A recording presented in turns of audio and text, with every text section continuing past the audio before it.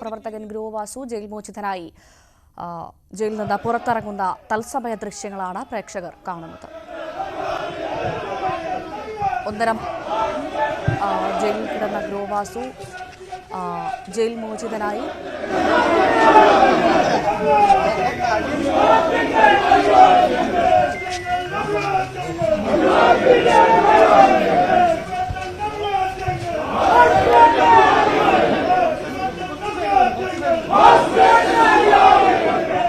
ready.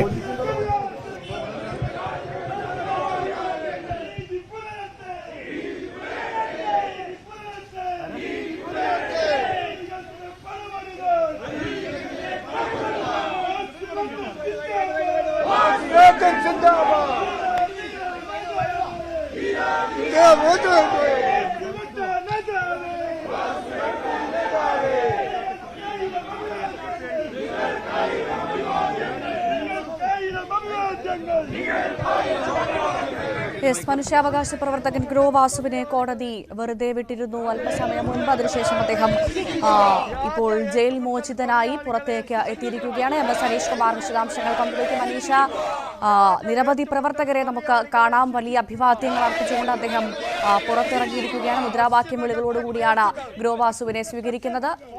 അവിടെ നിന്നുള്ള വിവരങ്ങൾ എന്താണ്? ജുഡീഷ്യൽ അന്വേഷണം നടത്തുക.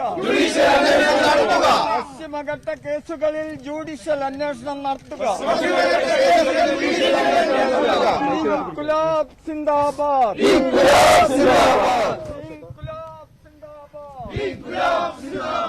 രക്തസാക്ഷികൾ സിന്ദാബാദ്. രക്തസാക്ഷികൾ സിന്ദാബാദ്. രക്തസാക്ഷികൾ സിന്ദാബാദ്. പശ്ചിമഘട്ട രക്തസാക്ഷികൾ സിന്ദാബാദ്.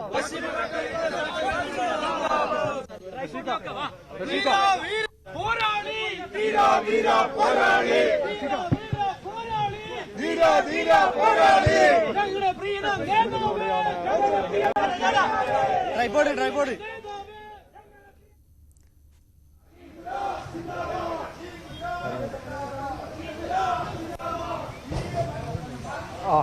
ഇറങ്ങിട്ടാ ലൈറ്റ് ഉണ്ടാവേ ഇറങ്ങേ. ഗ്രോവാസ് ജയിൽ മോചിതനായി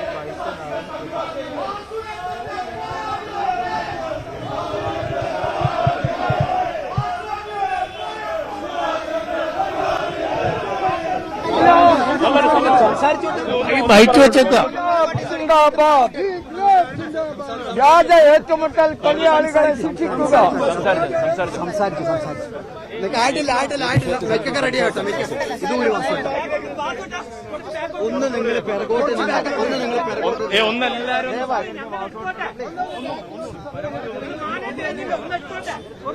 കുറച്ച് വേഗം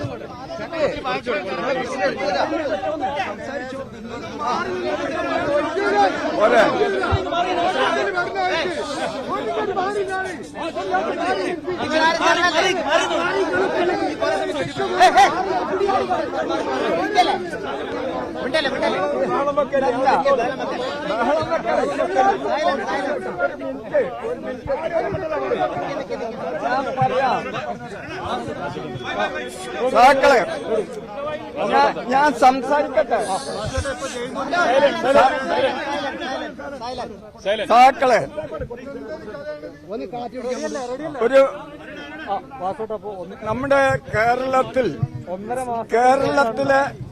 കേരളത്തിലെ ജനങ്ങൾക്ക്, കേരള ജനതയ്ക്ക് അപമാനകരമായിട്ടുള്ള ഒരു സംഭവമാണ് പശ്ചിമഘട്ട ഏറ്റുമുട്ടൽ എന്ന് വിശേഷിപ്പിക്കപ്പെടുന്നത്.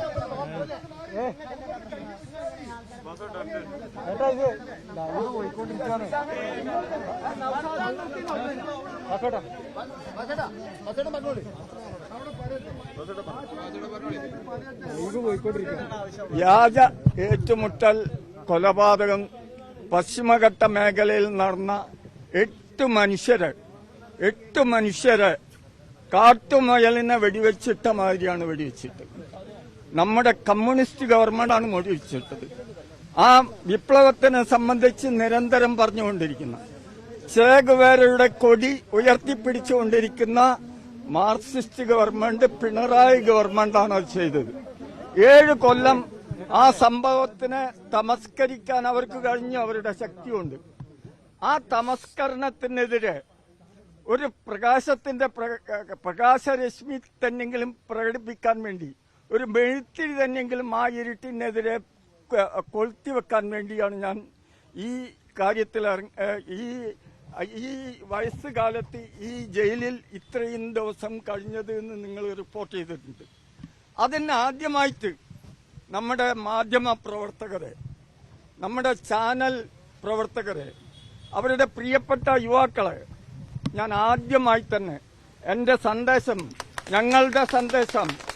ഞങ്ങളുടെ മാവോയിസ്റ്റ് പ്രസ്ഥാനത്തിന്റെ സന്ദേശം ഈ രാജ്യത്തെ ജനങ്ങളിലേക്ക് എത്തിച്ചത് അങ്ങേയറ്റം ദുർബലമായ എൻ്റെ ശക്തി വളരെ വളരെ ഇടിമിന്നൽ പോലെ ഈ നമ്മുടെ കേരളത്തിലുടനീളം എത്തിച്ചിട്ടുള്ളത് നിങ്ങളാണ്.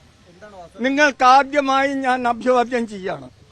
പിന്നീട് ഞാൻ അഭിവാദ്യം ചെയ്യുന്ന 2-3 പേരുണ്ട്.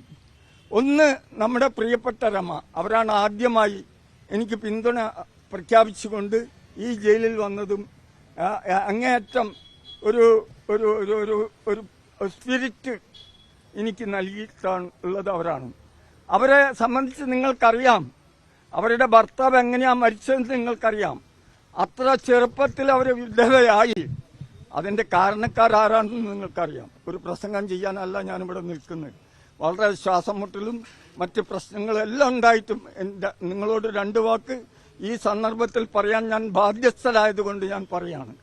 തീർച്ചയായിട്ടും ഈ വ്യവസ്ഥ ഈ കാശുണ്ടാക്കാൻ വേണ്ടി നമ്മുടെ ചേകുവേരനെ ഉയർത്തിപ്പിടിക്കുന്നവർ വെറും 300 കോടിക്ക് വേണ്ടി ആണ് ഈ 8 കൊലപാതകങ്ങൾ നടത്തിയത്. നെഞ്ചിന് തന്നെ നോക്കിയിട്ട് അവർ കൊല്ലാൻ വേണ്ടി വെടിവെച്ചു. നിയമപ്രകാരം നിങ്ങൾക്കറിയാം, എനിക്കറിഞ്ഞൂടാ, ഞാൻ ലോ കോളേജിൽ പഠിച്ചില്ല. ആ അരക്ക് താഴെ വെടിവെക്കണമെന്നാണ്. കൊല്ലാൻ വേണ്ടിയിട്ടാണ് അവർ വെടിവെച്ചത്. ഇവരാണ് കമ്മ്യൂണിസ്റ്റുകാരാണെന്ന് പറഞ്ഞിട്ട് ഇന്ന് നമ്മുടെ നാട്ടിലുടനീളം നടക്കുന്നത്. നമ്മുടെ ജനതയ്ക്ക് ഇത് മനസ്സിലാവുന്നില്ല. അവരൊന്ന് ഉണരണം. തീർച്ചയായിട്ടും അവര് വാസത്തില് പ്രതികരണശേഷി ഇല്ലാത്തവരാണ് നമ്മുടെ കേരള ജനത എന്നല്ല ഞാൻ പറയുന്നത്. ആവശ്യമായ സന്ദർഭത്തിൽ അവരുണരണം എന്നാണ് എനിക്ക് പറയാനുള്ളത്. അതുകൊണ്ട് ഈ കാര്യത്തിനെ സംബന്ധിച്ച് എന്നെ സഹായിച്ചിട്ടുള്ള മുഴുവൻ ജനങ്ങൾക്കും ഞാൻ വീണ്ടും വീണ്ടും അഭിവാദ്യം അർപ്പിക്കുകയാണ്. മറ്റൊന്ന് മറ്റൊരു കാര്യം ചോദിച്ചോട്ടെ, ഈ SDP-യുടെ തൊഴിലാളി സംഘടനയുടെ നേതൃസ്ഥാനത്തിരിക്കുന്നു എന്നുള്ള വിമർശനത്തിന് വഴിയൊരുക്കുന്നുണ്ട്. അതെ, ആ കാര്യത്തിനെ സംബന്ധിച്ച് വിമർശിക്കുന്നവരോട് ഒരു വാക്ക് എനിക്ക് പറയാനുള്ളൂ. ലോക തൊഴിലാളികളോട് മാർക്സിന്റെ ഒരു ആഹ്വാനമുണ്ട്. അത് ആദ്യം ഒന്ന് വായിക്കട്ടെ അവര്. ലോക തൊഴിലാളികളെ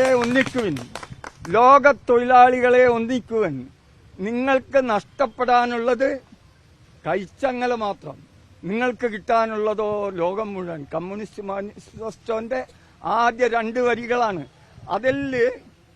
അതിൽ മുസ്ലിം തൊഴിലാളികളെ എന്ന് പറയുന്നില്ല, ഹിന്ദു തൊഴിലാളികളെ എന്ന് പറയുന്നില്ല, കോൺഗ്രസ് INDC തൊഴിലാളികളെ എന്ന് പറയുന്നില്ല, CITU തൊഴിലാളികളെ അങ്ങനെ ഞാൻ കണക്കാക്കിയിട്ടില്ല.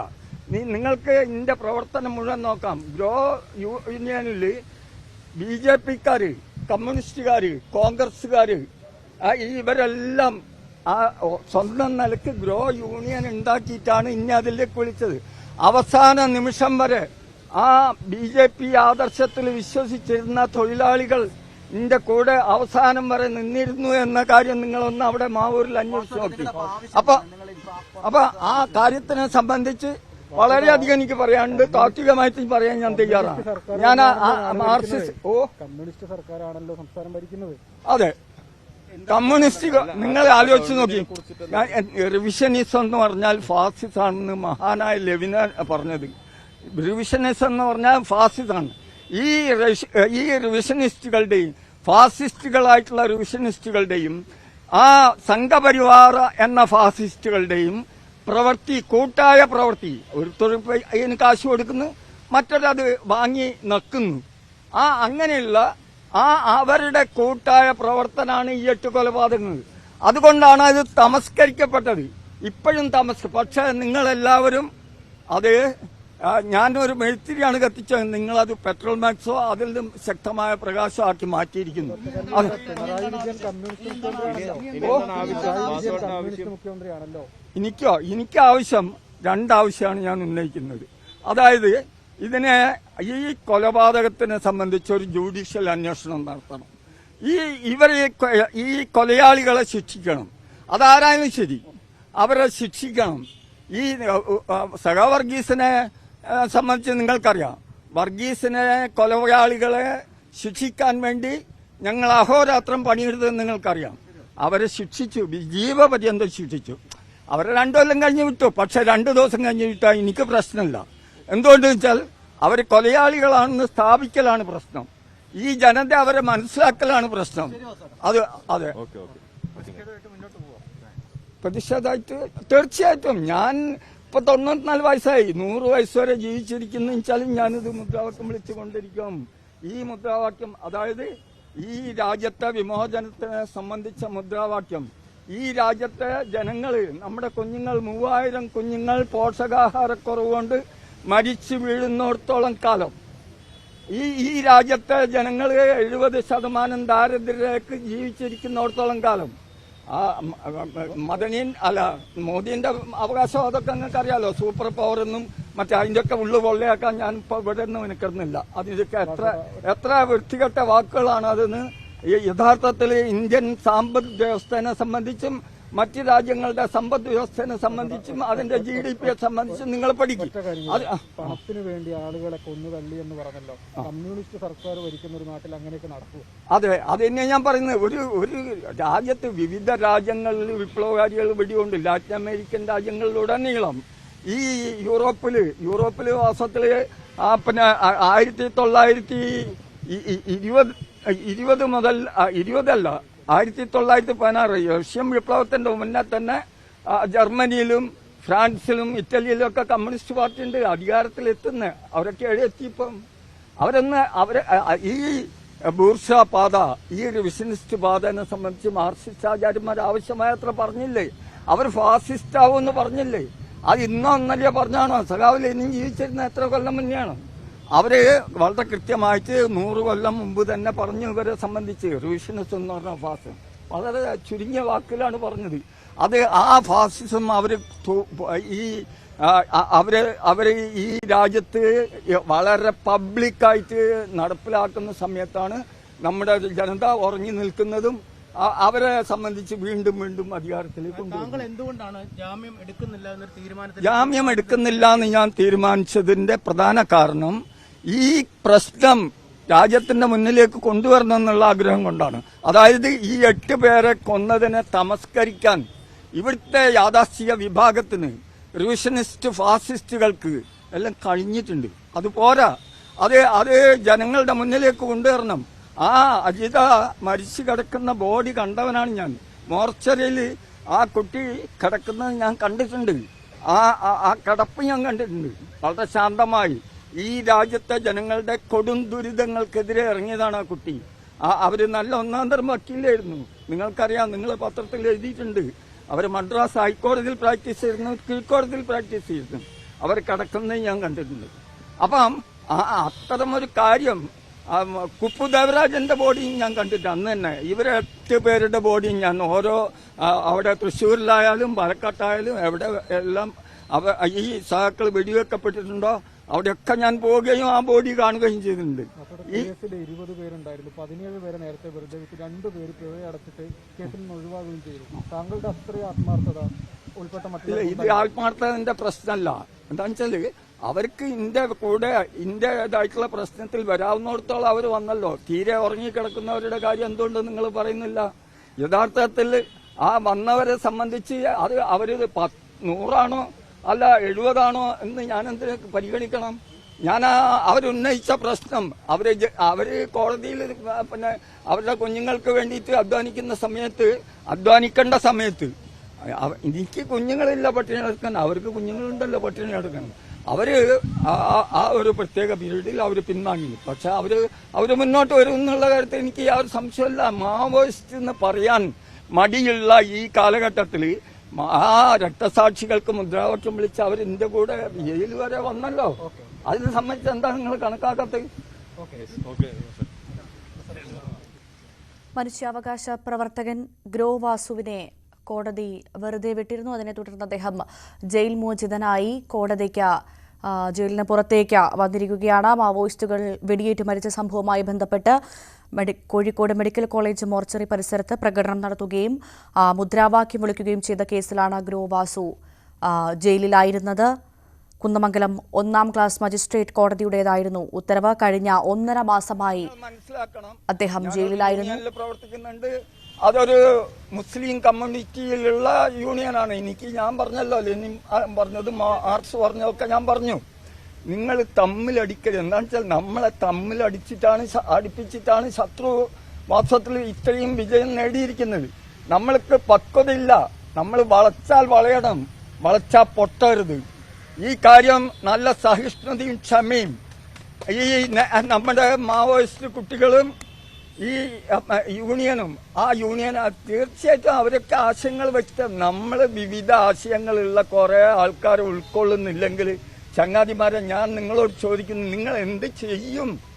നിങ്ങൾ ഈ വിരലുണ്ടാവുന്ന കുട്ടി, ഞാനിതിന് ഒരു ജനകീയമായിട്ടുള്ള മാവോയിസ്റ്റിന്റെ ബഹുജന ലൈനൊക്കെ പറഞ്ഞപ്പോൾ എന്നെ ഭൂലോക പിന്തിരിപ്പനാക്കിയിട്ട് പറഞ്ഞു വിട്ടല്ലേ നിങ്ങൾ 10-40 കൊല്ലം മുന്നേ.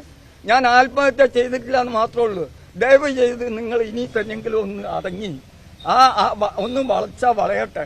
അതുകൊണ്ട് ദയവ് ചെയ്ത് ഇന്ന് ഇതിൽ നിങ്ങൾ ഇന്നെ സ്വീകരിക്കാൻ വന്നതിൽ 2 ആശീർവദിക്കാറുണ്ട്.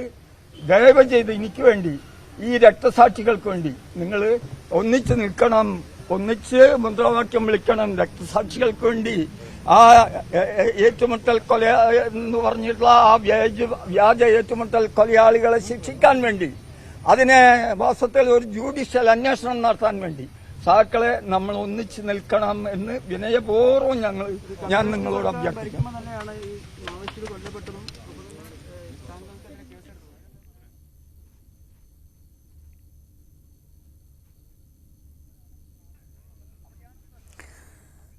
യെസ്, 2016 നവംബറിൽ നിലമ്പൂരിൽ കരുളായി വനത്തിൽ 2 മാവോവാദികൾ വെടിയേറ്റ് മരിച്ച സംഭവത്തിൽ ഇരുവരുടെയും മൃതദേഹം എത്തിച്ച കോഴിക്കോട് മെഡിക്കൽ കോളേജ് മോർച്ചറിക്ക് മുന്നിൽ തടിച്ചുകൂടി മാർഗ തടസ്സം സൃഷ്ടിച്ചു എന്നതാണ് ഗ്രോ വാസുവിനെതിരായ കേസ്. മുതലാളിത്ത പാർട്ടികൾ ഇത്ര ഭീകരരാവില്ല. ഇത് തൊഴിലാളി വർഗത്തിന്റെ പാർട്ടിയാണ്. 40കളുടെ രക്തം കൊടുത്തിട്ടുള്ള തൊഴിലാളി വർഗത്തിന്റെ പാർട്ടിയാണിത്. തൊഴിലാളികളാണ് ഇത് സംഘടിപ്പിച്ചിട്ടുള്ളത്. കോഴിക്കോട്ട് 46 ഞാൻ കമ്മ്യൂണിസ്റ്റ് പാർട്ടിയിൽ ചേർന്ന് തൊട്ടിട്ടുള്ള ഓർമ്മ എനിക്കുണ്ട്. കോമൺവെൽത്തിലെയും കോട്ടൺ മില്ലിലെയും തൊഴിലാളികളാണ് ഈ കോഴിക്കോട് ഡിസ്ട്രിക്റ്റിന്റെ എല്ലാ മേഖലകളിലും പാർട്ടി കെട്ടിപ്പടുത്ത്. ഇന്നാരാണ് അവർ മുഴുവൻ പെറ്റി ബൂർഷാസിക്ക് വേണ്ടി പ്രവർത്തിക്കുന്നവരാണ് ഇന്നത്തെ നേതൃത്വത്തിലുള്ളത്. അവരെങ്ങനെയാണ് നിങ്ങൾ കമ്മ്യൂണിസ്റ്റാണെന്ന് പറയുന്നത്? അവിടെയാണ് പക്ഷേ റൂഷിനെസ് എന്ന് പറഞ്ഞാൽ ഫാസിസമാണ്. അത് ലെനിന്റെ മഹത്തായ വാക്യാണ്. ആ ഫാസിസം ഒരു ഭാഗത്തും മറ്റൊരു ഫാസിസം, നിങ്ങൾക്കറിയാം സംഘപരിവാറിന്റെ ഫാസിസം ഞാനിപ്പോ അവിടെ വിവരിക്കണോ? നിങ്ങൾക്കറിയാം അവർ 2 കൂട്ടരും ചേർന്നിട്ട് ഒരു കൂട്ടർ കാശ് കൊടുക്കുന്നു, മറ്റവൻ കാശ് നക്കുന്നു. ആ രീതിയിൽ ആണ് ഈ സംഭവം നടന്നത്. ഈ രാജ്യത്തിന്റെ കൊടിയ ദുരിതങ്ങൾ അവസാനിപ്പിക്കണം എന്നുള്ളതിലേക്ക് സ്വന്തം ജീവൻ കൊടുക്കണം. ഏതൊരു ജീവിക്കും ജീവനാണ് വലുത്. അത് കൊടുക്കാൻ തയ്യാറായിട്ടുള്ള ആ പെൺകുട്ടീനെയും ആ കുപ്പുദേവരാജിനെയും ബാക്കി 8 എണ്ണത്തിനെയും വെടിവെച്ച് കൊന്നത് കമ്മ്യൂണിസ്റ്റുകാരല്ല, അവരെ റൂഷനിസ്റ്റുകളാണ്, ഫാസിസ്റ്റുകളാണ്. അത് ഈ രാജ്യം മനസ്സിലാക്കാൻ കുറച്ച് താമസിച്ചു പോയി എന്നുള്ളൂ. 40 കമ്മ്യൂണിസ്റ്റുകാർ വെടികൊണ്ടിട്ടാ. 48 40ലധികം സാക്കളെയാണ് സേലം ജയിലിൽ മാത്രമായിട്ട് വെടിവെച്ചൊന്ന്. അന്ന് ഞാൻ കമ്മ്യൂണിസ്റ്റ് പാർട്ടിയിലുണ്ട്. ഈ പിണറായി വിജയൻ അമ്മന്റെ മടിയിൽ പോലും എത്തിയില്ല. ഞാൻ അന്ന് അടി വാങ്ങിക്കാൻ തുടങ്ങിയിട്ടുണ്ട്. അന്ന് തുടങ്ങിയതാണ് ഞാൻ. ഇന്നും ഞാൻ ആ അടി വാങ്ങിക്കുന്നുണ്ട്. അതുകൊണ്ട് എനിക്ക് നിങ്ങളോട് പറയാനുള്ള, ദയവ് ചെയ്തിട്ട് നിങ്ങൾ ഇതിന് കമ്മ്യൂണിസ്റ്റ് ഗവൺമെന്റ് എന്ന് പറയരുത്. അതുകൊണ്ട് ആ കാര്യം നമുക്ക് വിടാം. മനുഷ്യാവകാശ പ്രവർത്തകൻ ഗ്രോ വാസു 1.5 മാസങ്ങൾക്ക് ശേഷം ജയിൽ മോചിതനായി ജയിലിന് പുറത്തേക്ക് എത്തിയിരിക്കുമ്പോൾ അദ്ദേഹം മാധ്യമപ്രവർത്തകരെ കാണുകയായിരുന്നു. വലിയ സ്വീകരണമാണ് മുദ്രാവാക്യ വിളികളോടുകൂടി ഗ്രോ വാസുവിനെ അണികൾ സ്വീകരിച്ചത്. ഇനിയൊരു ഇടവേളയാണ്. ഇടവേളയ്ക്ക് ശേഷം വളരെ വേഗം ലേഡീസ് ബാൻഡിലേക്ക് തിരികെ എത്താം.